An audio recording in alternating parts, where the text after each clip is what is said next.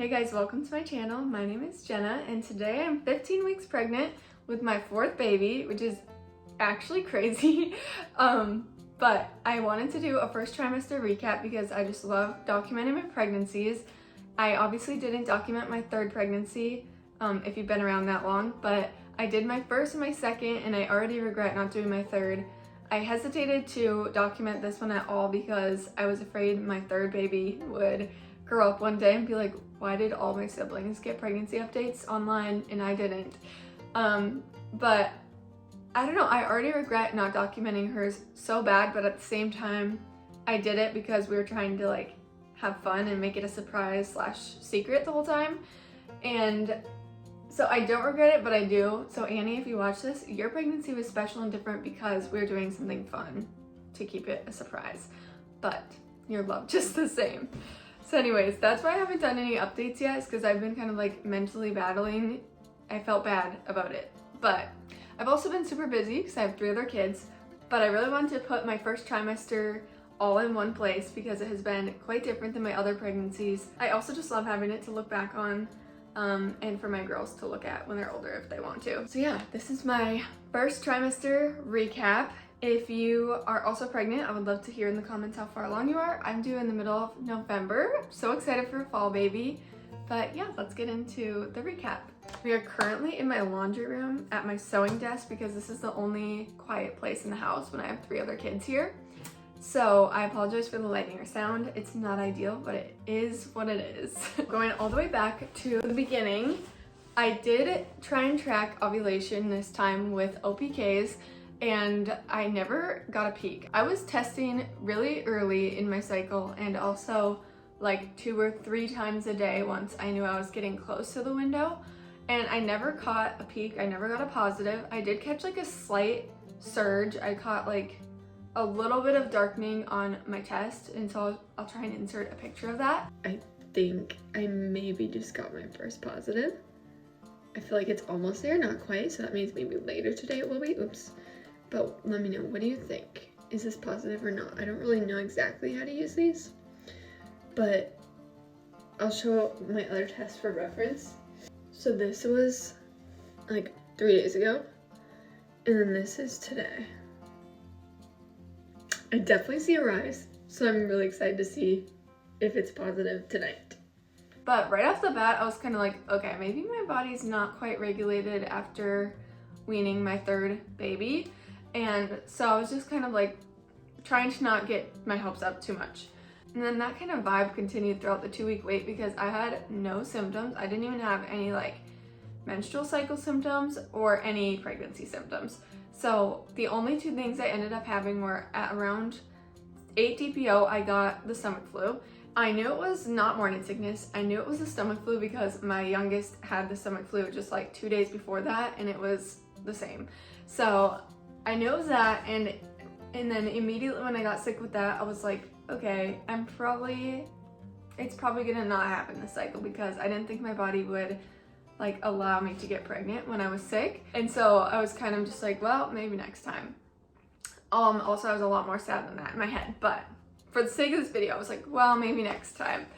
So then at the tail end of that sickness, probably like 9 or 10 DPO, I had tested and it was negative.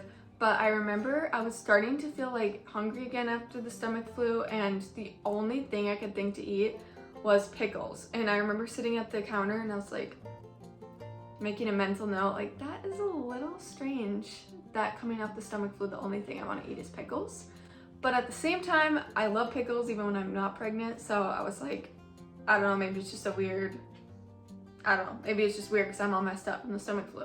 But then on 12 DPO, I was brushing my teeth that night and my gums started bleeding. And this was my only other symptom.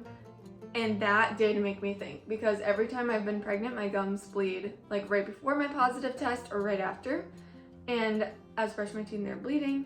And I was like, ooh, maybe I still got a shot. So the next morning I woke up and I took a test again. I didn't take 12 DPO because I was like driving myself a little crazy. And 13 DPO I woke up and I got my positive.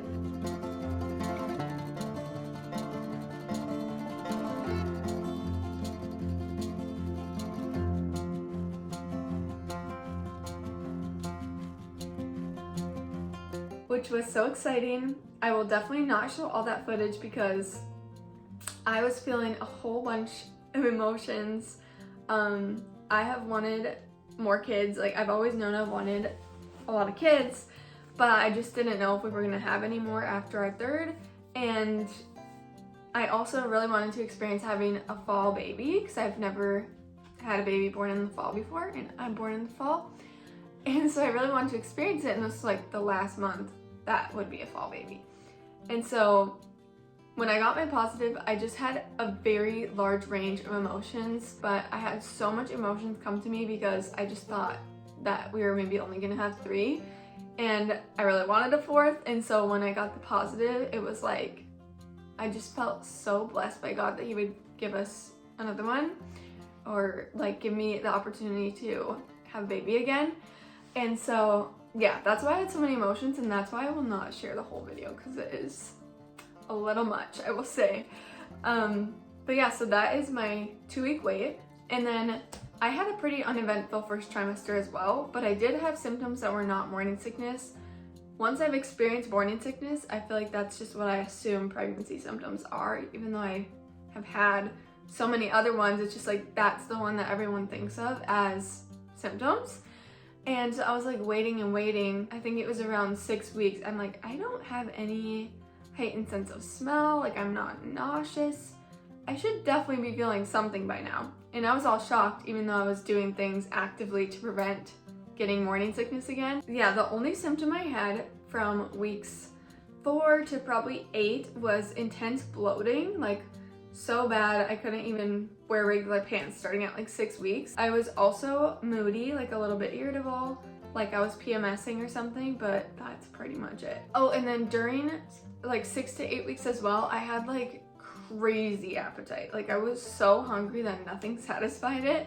I was eating all day constantly, and I was like, hopefully this doesn't go on the whole pregnancy, because I would like, seriously, nothing would satisfy the hunger in my stomach. So around 8 or 9 weeks is when food aversions came, and it wasn't morning sickness, but I was still so insatiably hungry, but nothing sounded good. And so the more I went without eating because nothing sounded good, the worse I felt, and like the more things sounded gross. And if I didn't eat something that sounded like really good, it would make me feel worse. So that's why I was so picky, and that was tricky, but like doable compared to morning sickness, so I'm not complaining. And that lasted probably till like 2 weeks ago. I finally started feeling like I had an appetite back, and like more things sounded good. But yeah, I never ended up getting morning sickness. I never threw up once. I never got a heightened sense of smell, which is so strange because that's always one of my first symptoms. So like this whole time I've been a little bit nervous, but I was also trying to remind myself that my body's done this 3 other times, so maybe it was just like kind of used to it, used to the hormone surges, I'm not sure. But yeah, so those were pretty much my only like outward symptoms. I did get a couple of headaches, which I've never had in the first trimester. Normally I get those in the second trimester. The other big one that I think everyone experiences, to an extent at least, is fatigue. And this type of fatigue I have never felt before. Obviously I get tired throughout my pregnancies, but this pregnancy, oh my goodness. I think the closest I've ever felt to this level of exhaustion was the sleep deprivation of my first baby. So like the first 3 nights she was here, she didn't sleep and she didn't really eat. And so I didn't sleep for 3 days, and I just like felt delirious. And that's the closest thing I could explain what this felt like.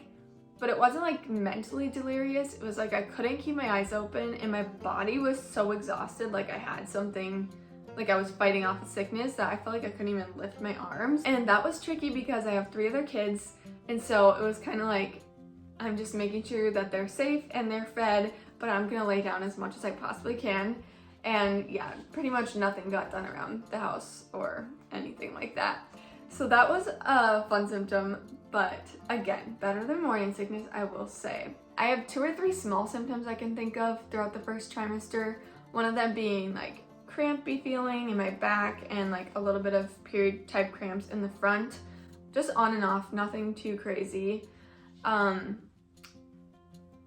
well, I'm doing it right now as I'm trying to say what I'm trying to say. The other one is pregnancy brain. It's insane the second you get pregnant how it actually affects you mentally. Like, that reminds me of another one, but it sounds like something made up. Like, I have to admit, before you experience it, it feels made up. But every pregnancy pretty much I've experienced this, where you just like lose your mind.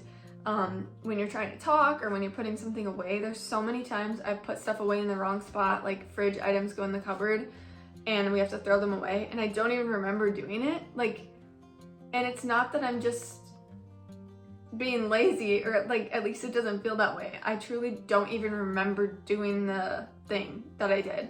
And also when I'm talking, I'll forget what I'm saying.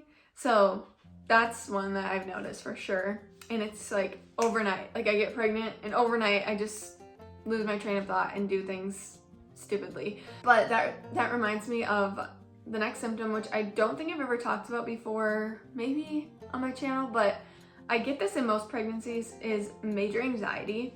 And it's not always about something in specific. Sometimes it is, but I normally don't get it till like the second trimester.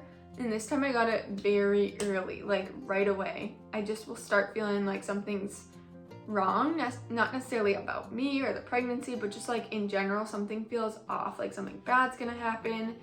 Or I'll start like obsessing over things and my brain can't stop thinking about certain things that aren't even like an issue or maybe even real. And it's something I struggle with like without pregnancy, but once I do get pregnant, it gets pretty amplified.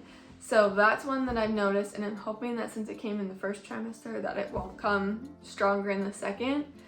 But that's one mentally that I think people overlook, is like your mentality can change as well. The last symptom I can think of is when I was talking about irritability.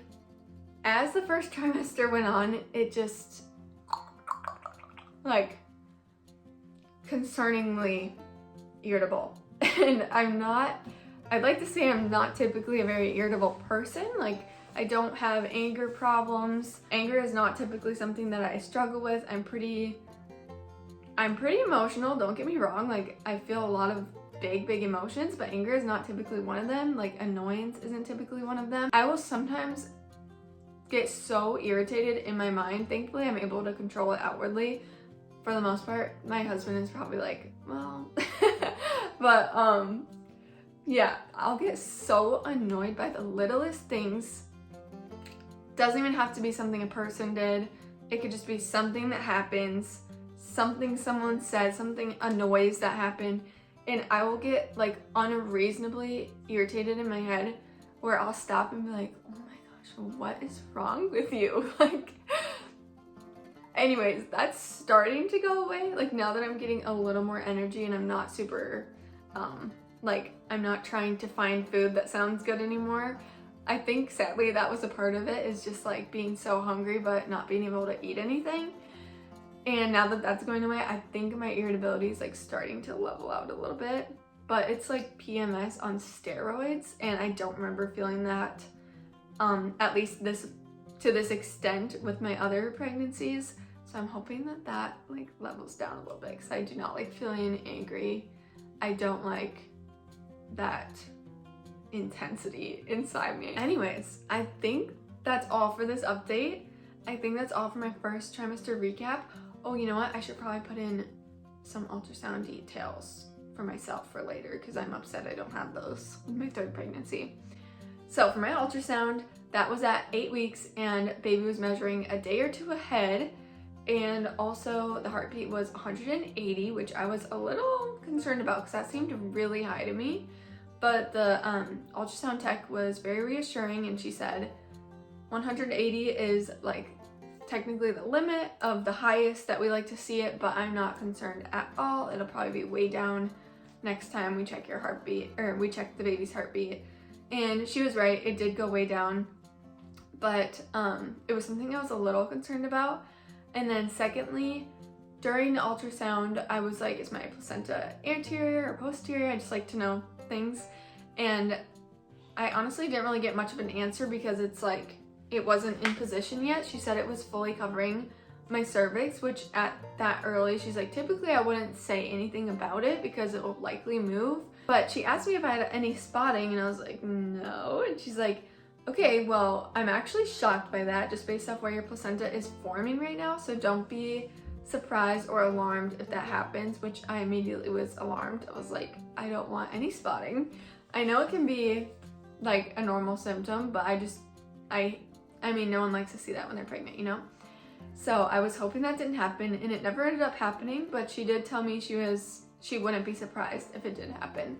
So I don't know if I had like a, what is it called? A subchorionic hematoma or something, which can make you bleed.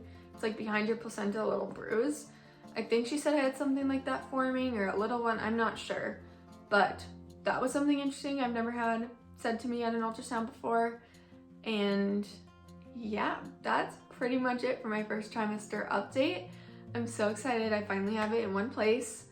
I hope that it helped anyone else who's also pregnant, maybe kind of concerned they're not feeling many symptoms that they think they should be feeling. Try and look out for the other ones, because I assure you there's probably other ones that you're just overlooking because they're not nauseousness. But anyway, I'm so excited to have another baby. I absolutely love pregnancy, even though it's really, really, really, really hard. And I love having babies. As you can tell, I started this channel based off of a pregnancy vlog. So yeah, that's all I have today. Thank you so much for watching, and I'll see you back next time.